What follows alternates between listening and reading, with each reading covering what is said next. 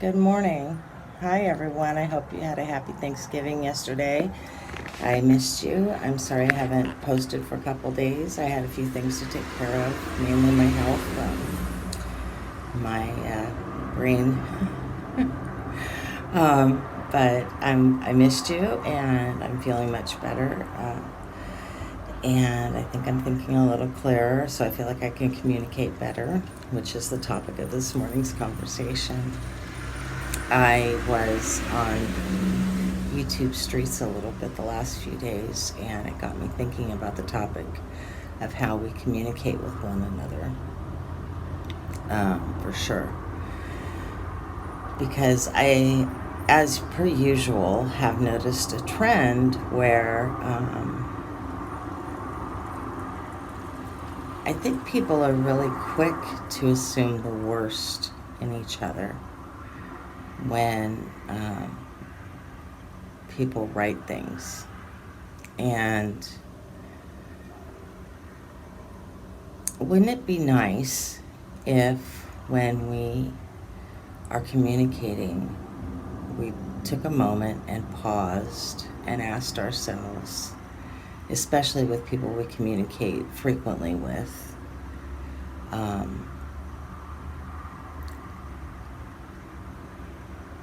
do we really want to assume the worst in that sentence?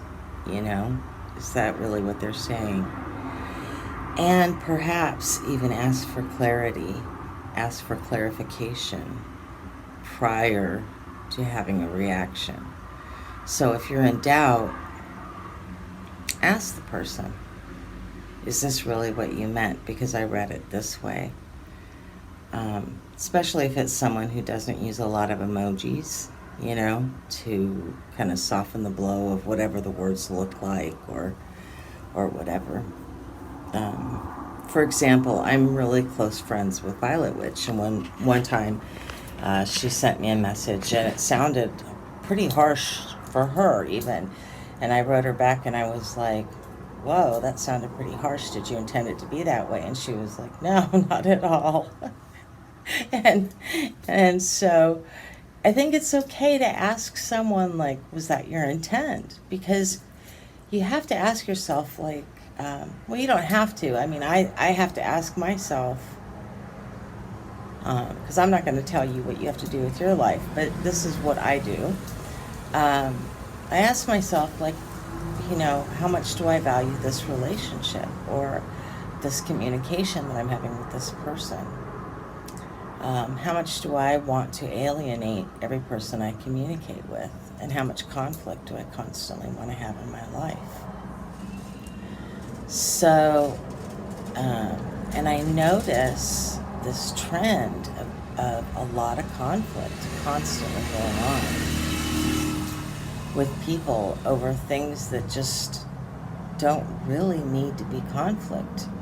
Frequently, it's just a misread word or a misread intention that could have been cleared up by a question. So I just encourage you to think about perhaps asking,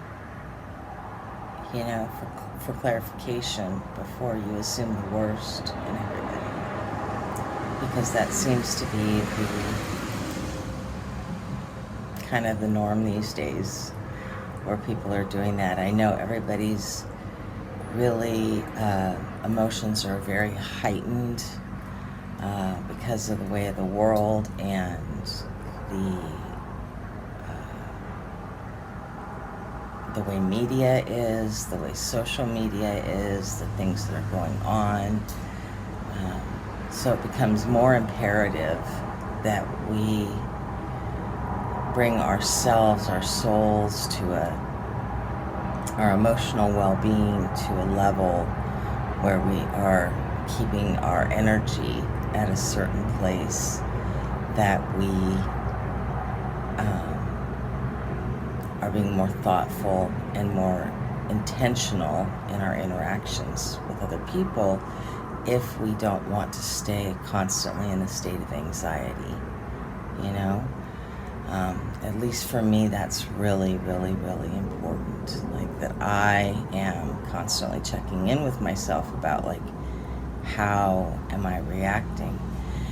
And I'm not perfect at that at all. I just had an incident, hold on a second, here at home where I behaved really badly. Because Donna said something and I had a visceral reaction, reacted out of some old stuff, and did not behave. I didn't take my own advice, didn't behave right, didn't ask for clarification in the moment because I had this reaction to it. I didn't want to say something hurtful, so I kind of stomped off and acted like a 2-year-old about it. And waited until I was completely calm enough and had thought it out enough to have an adult conversation about it in which we could get clarity on the situation. Now, eventually we did get clarity, but the point being, I didn't address it in the moment, and it ended up being a much longer drawn out process than it probably had to be or could have been had I just addressed it in the moment. But I'm not always really good at that because, believe it or not, I'm a Scorpio and am known to have a flash temper sometimes. And so, and I can have a really mean mouth if I don't take the time when I'm feeling triggered to just be silent. And so I just shut my mouth and walked off.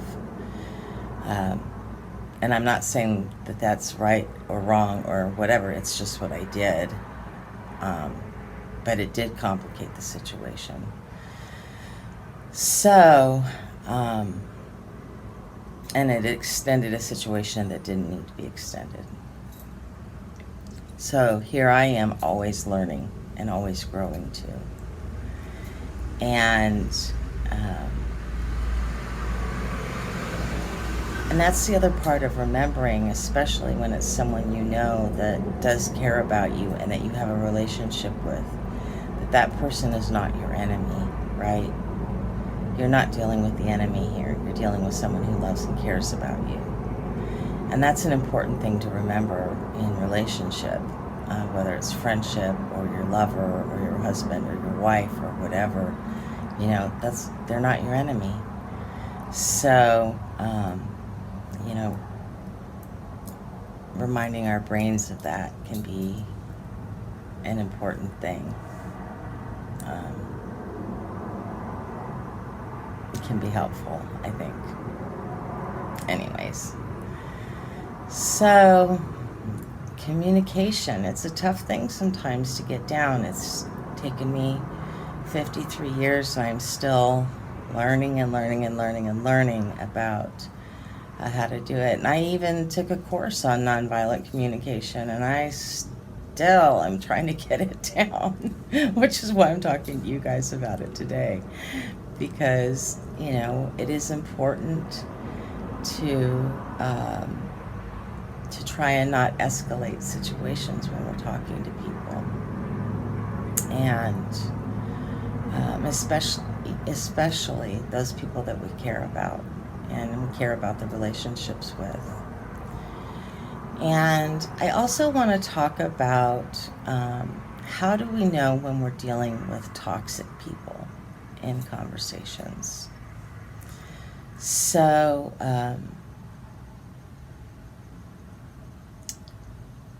for me, one of the big clues I get is when there's no give and take in a conversation. So I meet someone and I enter into a conversation with someone and they dominate that conversation. And it is all about them. And they don't pause to let me have the give and take part of that conversation.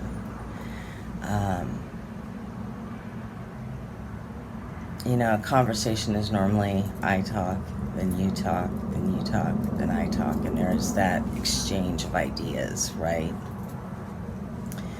When I'm interacting with someone and there's no exchange of ideas, it's someone just talking at me, I find that really exhausting.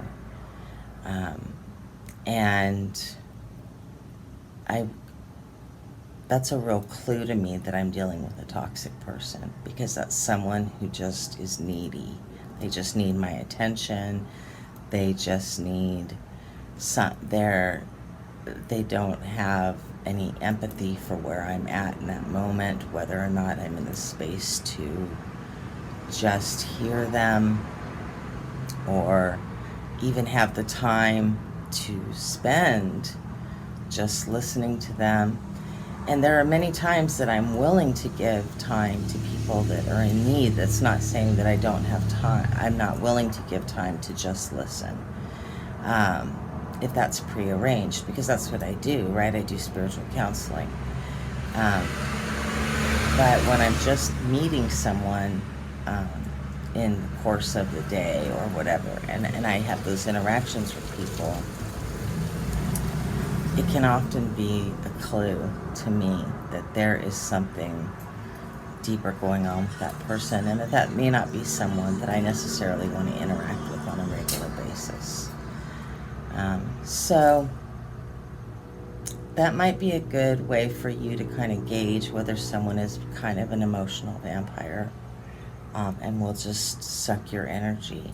Because if they will do that with you verbally, they may take more energy from you in other ways in your life. They may be someone who only ever calls you when they need a favor.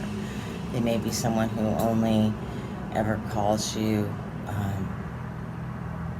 for your advice. And they may be someone who only ever has trauma and drama. So, and that can be emotionally draining for you. And so that might be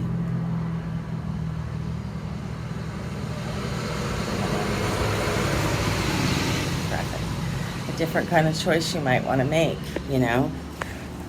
And that goes to communication too. Is that the kind of communication you want in your life? Is that a communication choice you want to make? So I decided, years ago, if I was going to have people that were close to me, that one of the things that was really important for the people that I choose to draw in close in my life, I need a certain amount of reciprocity. And that doesn't mean I have to have 50-50 relationships. I don't think that anything is 50-50 in life. But I do need a certain amount of reciprocity.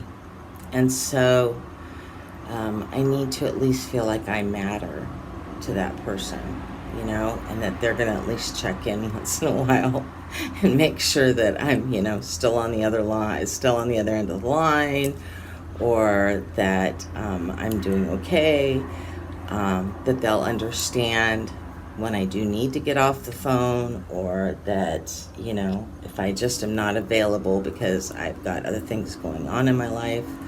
Also, sometimes I can't answer my phone, or I didn't answer a text right away. If someone is oversensitive about that and gets their feelings hurt really easily about that and takes that really personally, that's a red flag for me. So, because we all have lives, we have things we're doing, and you can't be available to everyone 24 hours a day. We have other things. So don't personalize it. If someone can't get right back to you, they could be taking a shower, they could be going to the bathroom, they could be at a doctor's appointment, they could be going grocery shopping, they could have silenced their telephone, they could be taking a nap. I mean, people have lives. And so I think in this day of hyper communication, sometimes we forget those things. And so just remember to use the reason that we have, and remember that, like, people will get back to you when they can. And sometimes I'm really guilty of it because of my short-term memory. Sometimes I flat forget to contact somebody back, and it's so unintentional. They may have to recontact me, and I'll be like, oh my God, I'm so sorry. And I'm the first person to apologize. I apologize. I like totally spaced that you contacted me because I got busy. And it's life. It's not intentional. You know, it's not something I meant to do. It's just life. So anyways, that's what I had to say about communication today. Let's cut each other some slack and try and give people the benefit of the doubt, maybe, and know that not everybody is operating out of maliciousness. I believe that comes from heart-centered thinking, that comes from compassion, that comes from just being in that space of trying to believe the best and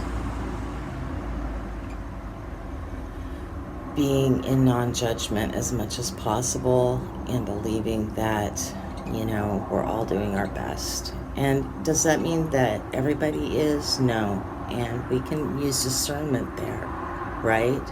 But then when the people who aren't doing their best and who are being malicious, like I said, don't give them oxygen. Just delete, you know, avoid them, delete them, and move on. Don't even engage, you know, just let it go. And I still am struggling with that. I really am. And it is something I'm currently trying to work through and work beyond. But we can do it. I know you can do it. I know I can do it. We can all grow beyond doing that, beyond engaging with people who are toxic. So I believe in all of us.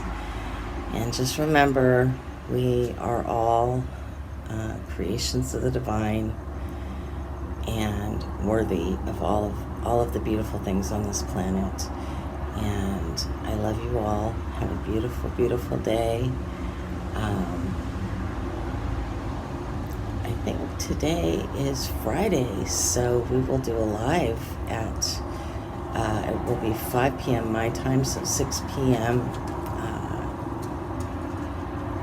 No, it will be 6 p.m. my time, 5 p.m.